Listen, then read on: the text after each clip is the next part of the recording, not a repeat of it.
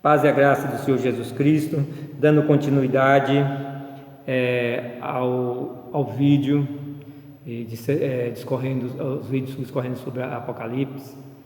E o último vídeo a gente entrou em um tema que é os 144 mil, que muitos pensam, dizem, pregam que ali é a igreja, mas não pode ser a igreja. A gente viu isso no vídeo passado. Se você ainda não assistiu o vídeo passado, vai lá, assiste o vídeo passado, que trata dos 144 mil, que você vai ter a compreensão para acompanhar esse vídeo, porque uma coisa é a igreja, outra coisa é Israel. A igreja não substitui Israel. E quando a gente olhamos para Romanos capítulo 11, e isso é importante, essa passagem do capítulo 11 de Romanos, porque Romanos é um livro que ele é escrito claramente para judeus. Ele é escrito para os judeus de Roma. Então é importante a gente compreender que aqui o Paulo está voltado, ele traz também a mensagem para nós, gentil igreja, mas o foco do livro de Romanos é os judeus. E aqui no capítulo 11, no verso 25 e 26 diz assim: porque não quero, irmãos, que ignoreis este segredo, para que não presumais de vós mesmos, que o endurecimento veio em parte sobre Israel, até que a plenitude dos gentios haja entrado. E no verso 26, e assim todo Israel será salvo, como está escrito: de Sião virá o libertador, e desviará de Jacó as impiedades. Amados, aqui é importante para nós compreender, porque os 144 mil que refere ali são homens, não tem mulher. Então, alguém que possa ter visto lá o vídeo anterior, apesar de assim, mas só vai ser salvo em Israel o homem? Não. Aquele grupo de 144 é um grupo especial, a gente vê lá no capítulo 14 de Apocalipse. E aqui em Romanos a gente tem a complementação, por isso que é importante a gente fazer a conexão bíblica, a gente buscar o discernimento na Bíblia. Às vezes nós estudamos somente um texto, um capítulo bíblico, e já queremos ter o entendimento da Bíblia por aquele capítulo, e isso não funciona dessa forma. Então, quando nós olhamos aqui no verso 26, nós vemos que todo Israel será salvo. É só os 144 mil que vai ser salvo? Não, 144 mil são um grupo de homens escolhidos, de homens que não casaram, não conheceram mulher, são virgens, e que Jesus escolheu para determinada função no tempo da grande tribulação, e aqui nessa terra. E esses são aqueles marcados lá na testa, e no capítulo 7. No capítulo 14 não aparece eles sendo marcados, já aparece eles já marcados na testa com o nome do Cordeiro e do Pai.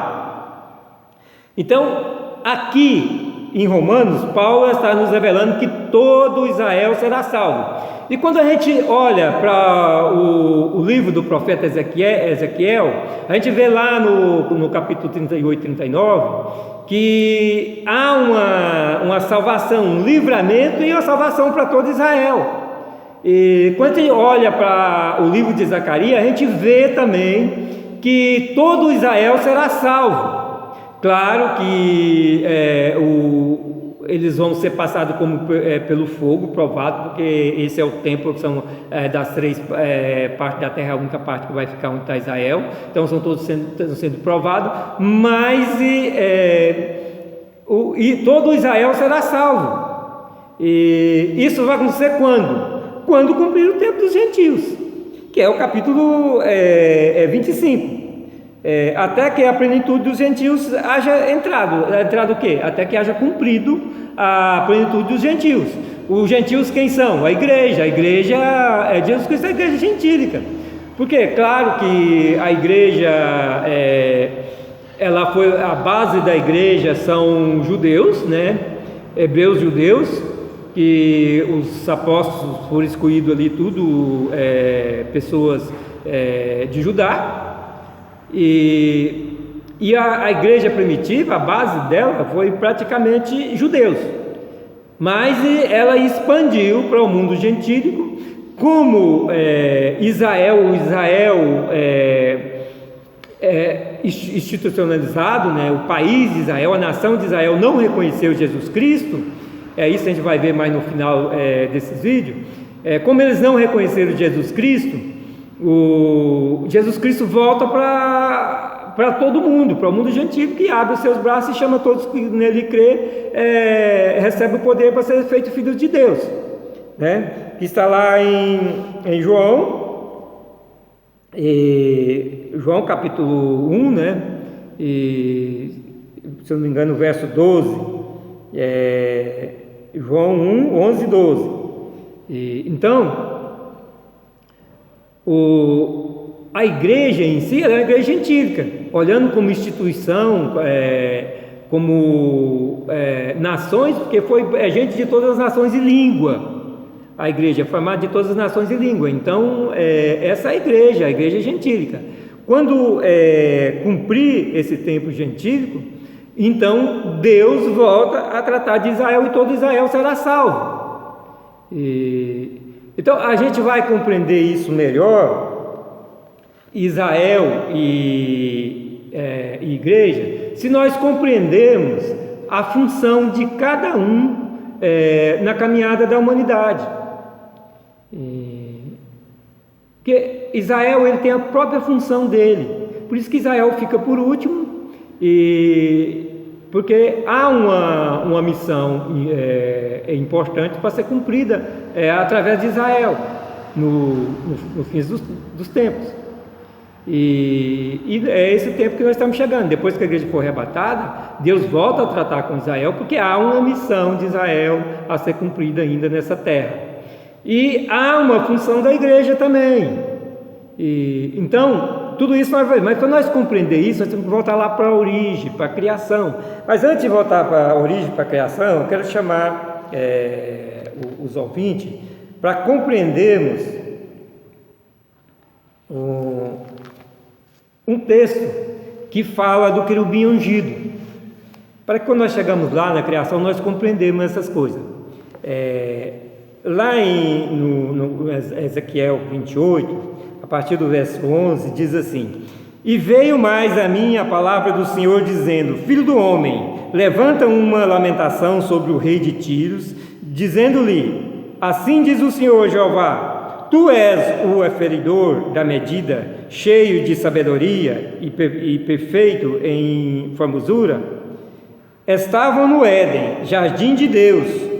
Toda a pedra preciosa era a tua cobertura: a sardônica, o topázio, o diamante, a turquesa, o ônix, o jaspe, a safira, o carbúnculo, a esmeralda e o ouro. A obra dos teus tambores e dos teus píferos estavam em ti no dia em que foste criado.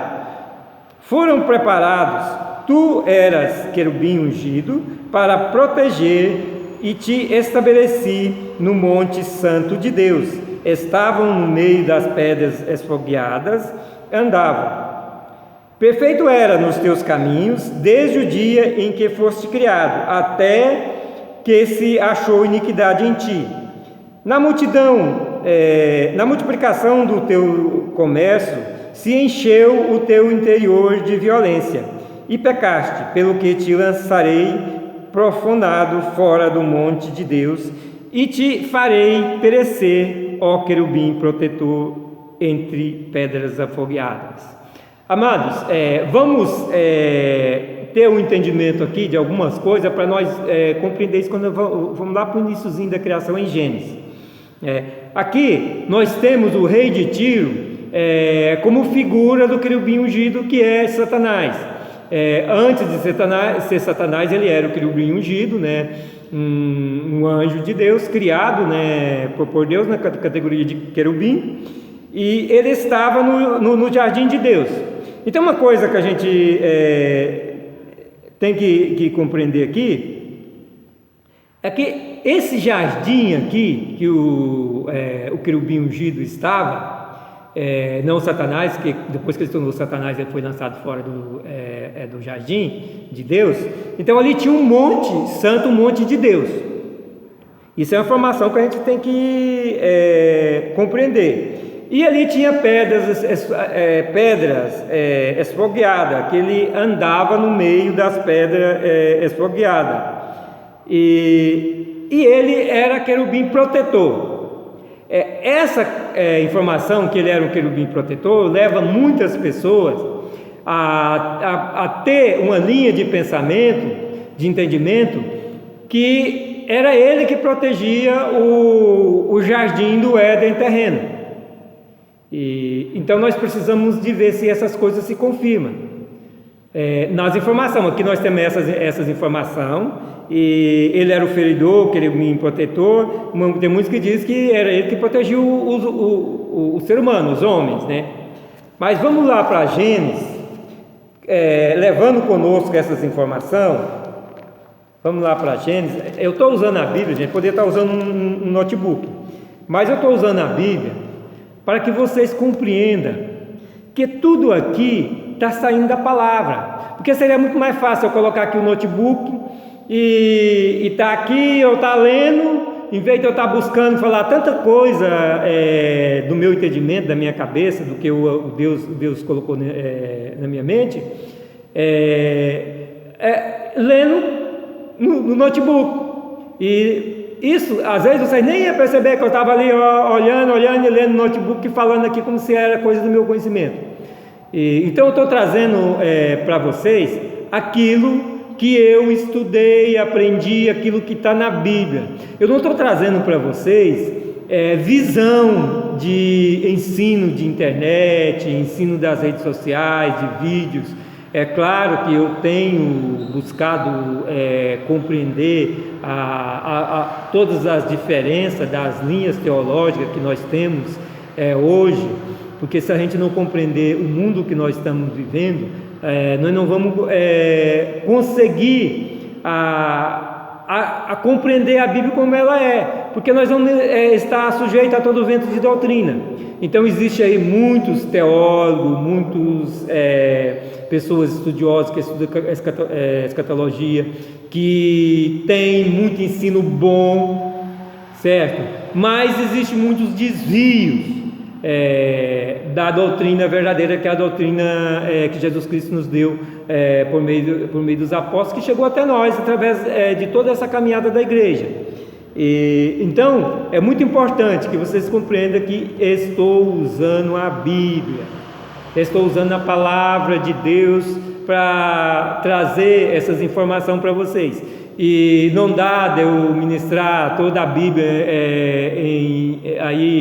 em vídeo, em poucos vídeos. Eu estou trazendo um conhecimento para vocês que Deus me deu, e que vocês usam isso como estímulo, incentivo para lerem a Bíblia e olhar as informações que a Bíblia dá, fazer as conexões bíblicas, fazer toda a ligação dos textos bíblicos.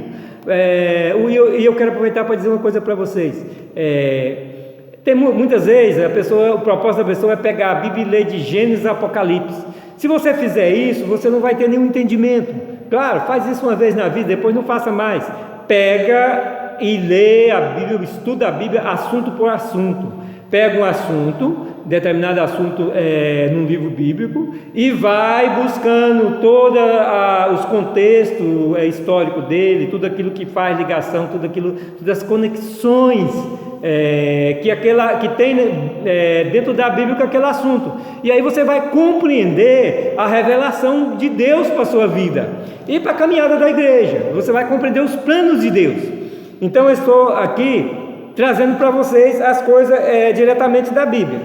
E quando nós olhamos no capítulo 2, que se trata do jardim do Éden terreno, lá no verso 8 diz assim: e plantou o Senhor Deus um jardim no Éden. Olha, aqui Deus já tinha criado o homem, né? Então ele plantou um jardim no Éden. Quer dizer, o jardim, olhar a informação, o jardim foi plantado, Deus plantou no Éden, né? O Éden é a região. O Éden não é por causa do jardim. O jardim, o nome de Éden, do jardim do Éden, é por causa da região que a região ali se chamava Éden. Então plantou o Senhor Deus um jardim no Éden, da banda do Oriente, e pôs ali o homem que tinha formado. E o Senhor Deus fez brotar da terra toda árvore agradável à vista e boa para a comida, e a árvore da vida no meio do jardim, e a árvore da ciência do bem e do mal. Então aqui nós temos a informação que depois que Deus criou o homem, Deus plantou um jardim e pôs o homem ali, e foi plantada ali toda a árvore boa para dar fruto, né, da semente, né? E no meio do jardim tinha a árvore da vida e a árvore da ciência, do bem e do mal, do conhecimento do bem e do mal. Então essas são informações precisas. Aonde está aqui que o querubim ungido se encontra no jardim do Éden terreno? Não fala. Se o querubim ungido estivesse aqui, então Deus teria dito, porque Deus ele é muito preciso na revelação dele. Deus teria de pecado colocado o homem lá, dizendo: olha, aqui está o querubim ungido que vai proteger vocês, igual muita gente que diz que ele era o protetor do jardim do Éden. Então, se esse jardim do Éden que o querubim ungido foi colocado fosse esse terreno, Deus teria trazido a informação, dizer: vou colocar você aqui, Adão, você vai ficar aqui, mas aqui já tem o querubim ungido que cuida do jardim, que protege o jardim, que vai cuidar de você e proteger você. Não há nenhuma informação do querubim ungido. E outra coisa, aqui no jardim do Éden terreno, não há o Monte Santo, o Monte de Deus. Não fala nesse Monte de Deus. E também não há pedra afogueada. Então não pode tratar do mesmo jardim aonde o querubim ungido foi colocado.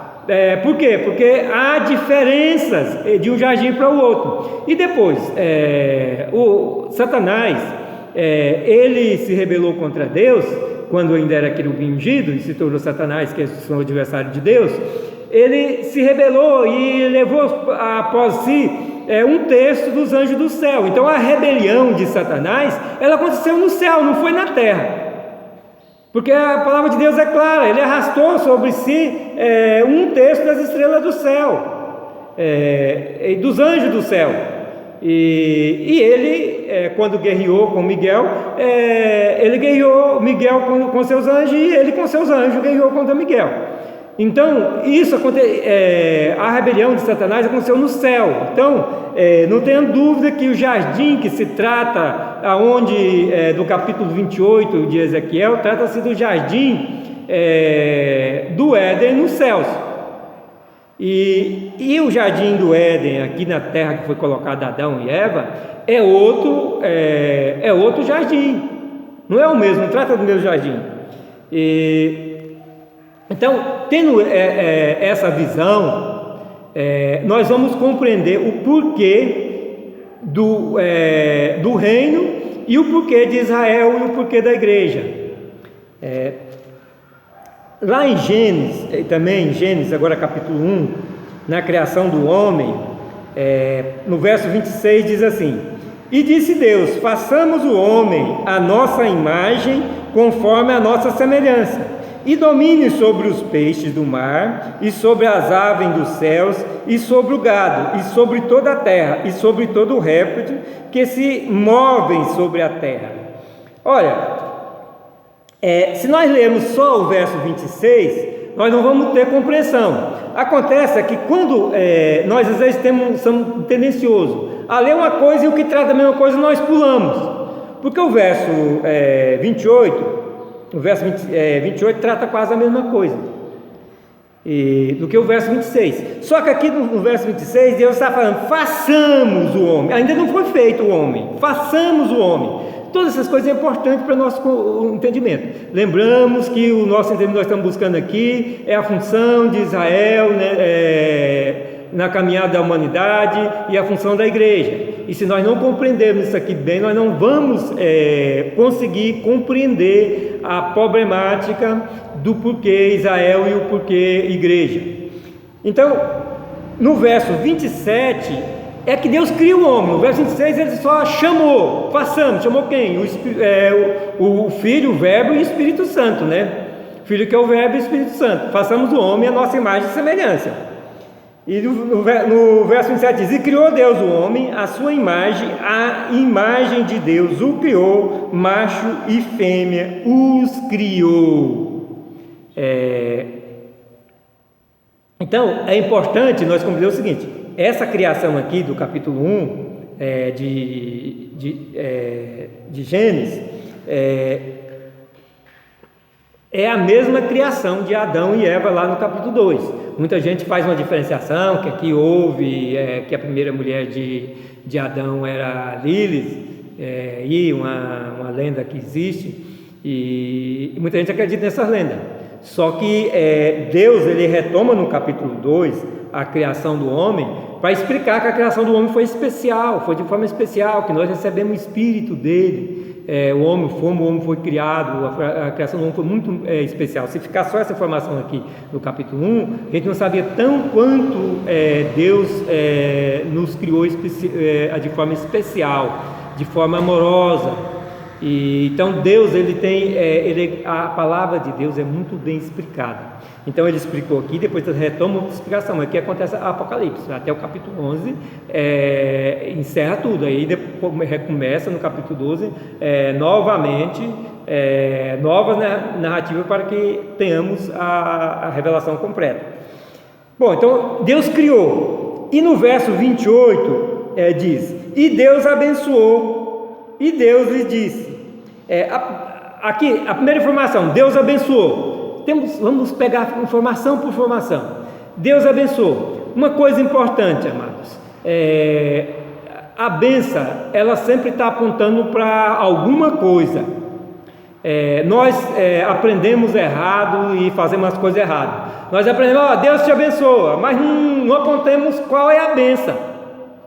E isso nós aprendemos com os nossos líderes. Muita gente aprendeu ainda com criança, com os pastores, e isso vem perpetuando já há algum tempo, sem compreender essa problemática da bênção.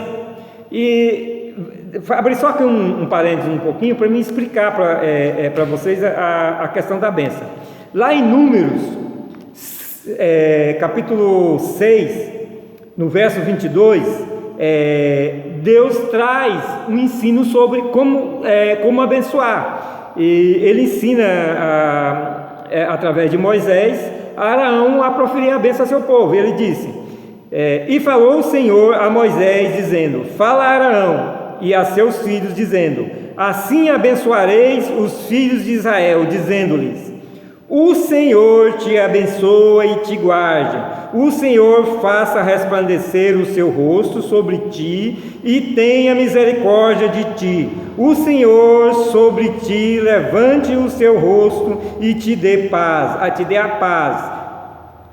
Assim porão o meu nome sobre os filhos de Israel e eu os abençoarei. Então, a bênção, quando nós abençoamos alguém, nós temos que abençoar com alguma coisa. Abençoamos com um bom dia, abençoamos com uma boa tarde, abençoamos com a palavra de Deus, abençoamos no nome de Jesus Cristo com saúde. Tudo nós fazemos no nome de Jesus. Então a nossa bênção, aquilo que nós abençoamos no nome de Jesus. Mas precisa ter algo concreto na bênção. Se eu dizer: Deus abençoa vocês, sem dizer que seja com paz, ou com a palavra de Deus, com entendimento, com conhecimento de Deus, eu não estou acrescentando nada na minha bênção está vazia. E é isso que os líderes fazem hoje, os pastores e todos os líderes religiosos você faz hoje, você simplesmente abençoa sem apontar o que eles querem que a pessoa seja abençoada. Então, voltando aqui em Gênesis 28, né?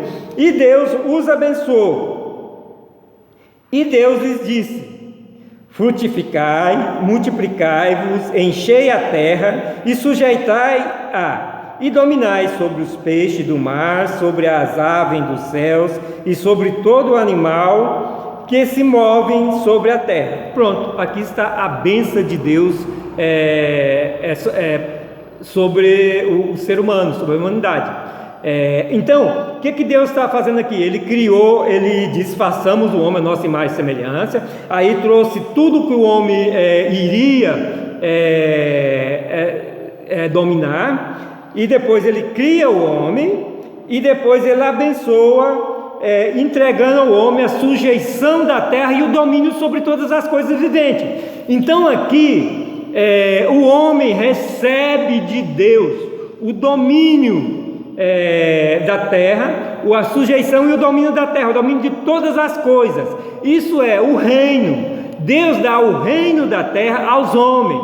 Ele deu para Satanás? Não. Ele deu para o querubim ungido? Porque se fosse Satanás já não daria, porque já era adversário. Então, se ele tivesse te dado, ele teria dado para o querubim ungido antes de ele virar Satanás, adversário. Ele menciona o querubim ungido? Não menciona. Ele deu o reino ao homem, o reino é do homem, porque Deus criou essa terra ao homem. E eu digo para vocês com muita propriedade, porque em revelação, em oração a Deus, em revelação, o Senhor me revelou que Ele fez a terra para o homem. Ele fez essa terra para nós, seres humanos, porque Deus é o Pai dos Espíritos, lá em Hebreus capítulo 12, e quando Ele nos cria, Ele nos dá seu Espírito, Ele nos dá um Espírito que aí Ele é o Pai dos Espíritos, Ele dá o Filho de Deus é espiritual, então Ele nos deu o seu Espírito. E o que Ele fez? Deus, Ele pegou o espírito do homem, né? Só o espírito do homem, mas ele criou uma alma e um corpo e deu ao espírito, porque ele é o pai dos espíritos. Então ele nos deu um espírito. Nós somos seres espirituais, o nosso eu é espírito. Isso eu trago em outra vídeo para vocês, mas o que morreu no Jardim do Éden foi o espírito. Apesar de que ele continuou dentro do homem, mas a separação foi do espírito, porque Deus é espírito, se separou espiritualmente de Deus. Então, voltando para cá, Deus, ele deu ao homem o reino, porque tudo que ele criou para o homem. A terra foi criada para o homem, o reino foi dado ao homem, o domínio foi dado ao homem, não foi dado ao querubim ungido, não foi dado a Satanás. Se nós estivermos atentos à Bíblia, Satanás, ele não tinha nenhuma função aqui nessa terra, ele não tinha nenhuma influência nessa terra, porque a terra foi criada e dada ao homem, ele não tinha influência em nada. O Satanás, ele já aparece no capítulo 3, já como serpente, tentador, o diabo, o adversário de Deus, que é Satanás. Ele não aparece nessa terra como querubim ungido, ele já aparece nessa terra como Satanás, o adversário de Deus. Em nenhum momento da criação o querubim ungido aparece. Ele já vem aparecer, já o tentador tentando Adão e Eva, já aparece como serpente, como o adversário de Deus, e para tentar o homem e levar o homem ao pecado, à transgressão. Então a terra pertence ao homem, só que o homem perdeu essa terra, perdeu o domínio para o diabo. E isso eu vou dar continuidade no próximo vídeo, porque senão fica muito longo, e que os ouvintes estejam seguindo toda essa série de vídeos que eu estou postando para vocês, para que vocês tenham entendimento. Que Deus os abençoe com entendimento, com a graça dele, levando o entendimento à sua mente, ao seu coração. Que a paz de Jesus Cristo esteja contigo.